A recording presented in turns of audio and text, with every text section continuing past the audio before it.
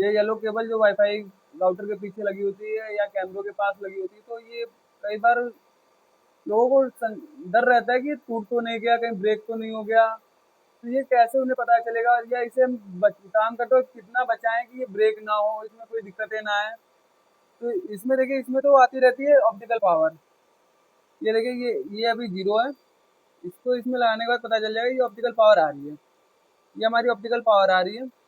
अगर इसे हम कितना मुड़ता है काम करते वक्त या कुछ होता है तो दिक्कतें नहीं आएंगी। अब देखिए, ये अभी तो नॉर्मल है, तो 3.97 आ रही है ऊपर की डिजिट। लगभग पॉइंट -5 में चल रहा है पावर। ये -5 आ गया, मतलब +4 से -5 9 dBm का लॉस। इतने में तो बहुत ज़्यादा लॉस हो जाएगा। अगर ये तो बहुत ज़्यादा पावर है, इसलिए यहाँ पे इतना दिख रहा है। आपके यहाँ ये -20 के पास आती है तो ये लॉस हो जाएगा, तुरंत रेड हो जाएगा। तो इसे मुड़ने से बचाइए। इतना मुड़ जाएगा, कोई दिक्कत नहीं है।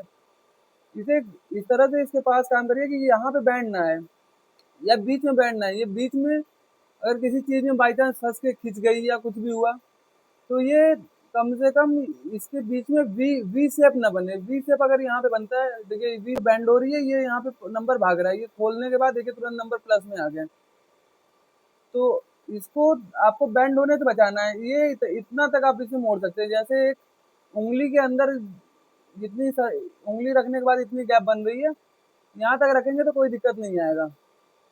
जैसे देखिए, ये उंगली रखने के बाद इतना बैंड होगा तो कोई दिक्कत नहीं है। यहाँ देखिए नंबर नहीं कुछ ज़्यादा, थोड़ा बहुत हुआ है।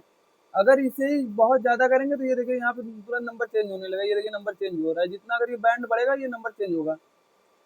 तो इसे इस तरह से ना मुड़े, मतलब शार्प बैंड कहीं भी ना हो। आप इसे जब भी काम करिए इसके आसपास, तो ध्यान रहे ये शार्प बैंड ना हो, मतलब कि एकदम से बैंड ना हो जाए एक बैग खींच के। नहीं तो ये नंबर जिस हिसाब से यहाँ दिख रहा है ना मीटर पे, इसी हिसाब से वो डिवाइस जो है रीड नहीं कर पाता अगर ये ज़्यादा बैंड होता है तो। क्योंकि जो लाइट आती रहती है वो ज़्यादा बैंड हो जाती है और लाइट लॉस में चली जाती है।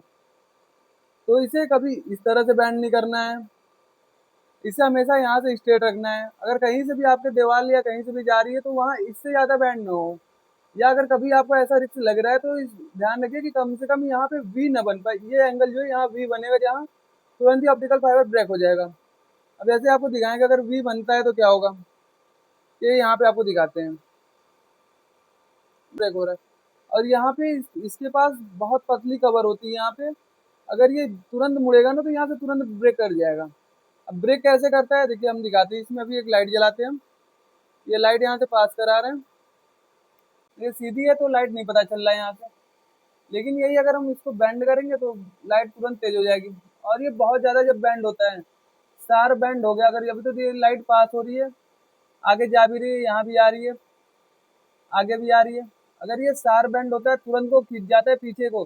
जैसे आप कोई भी काम कर रहे हैं और ये तार खींच गई, तो ये देखिए खींचते ही मतलब ये यहाँ से टूट जाएगी। जैसे ही खींचेगी ये तुरंत यहाँ से ब्रेक हो गई। तो ये तेजी से खींचेगी, अगर जहाँ तुरंत इसके अपोजिट गई, ये तुरंत ब्रेक हो जाएगी। तो इसे आपको बचाना है कि ये जैसे इस साइड है अभी ब्रेक नहीं हुई है, और ये यहाँ से ब्रेक हो गई है, तो ये यहाँ से ब्रेक हो गई है, मतलब अब यहाँ पे आप कुछ नहीं कर पाएंगे, ये ब्रेक हो गई। इसे बैंड होने से बचाइए कि ये इतना तक मुड़ जाए, इतना तक हो जाए, कोई दिक्कत नहीं है। अगर इससे ज़्यादा बैंड हुआ तो ये तुरंत ब्रेक हो जाएगा। ब्रेक होने के बाद जैसे ये हमने ब्रेक कर दिया यहाँ से, अब ब्रेक हो गया तो अब ये लो ही दिखाएगा। अब इसे तो आप सही भी नहीं कर पाएंगे ना, आप इसका फॉल्ट ढूंढ पाएंगे क्योंकि ये टूल आपके पास होता नहीं है। तो ध्यान रखिए कि ऑप्टिकल फाइबर केबल या पैच कॉर्ड के पास आप काम कर रहे हैं, तो इन बातों को ध्यान रख के आप उसे बचा सकते हैं डैमेज होने से।